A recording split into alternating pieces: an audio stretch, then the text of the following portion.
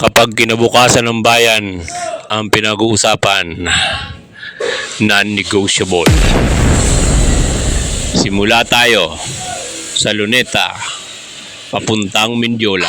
Sinanawagan simula sa Luzon, Visayas at Mindanao. Sigan. People Power October 12. Marami din sa inyo, mga politiko, ang nagpapataba ng bulsa sa Pangulo. Kalaban natin dito ang pinakamahirap na kalaban. Sino? Yung mga traidor at magnanakaw sa bayan. Yun ang kalaban natin dito. October 12 to October 30, sama-sama tayo.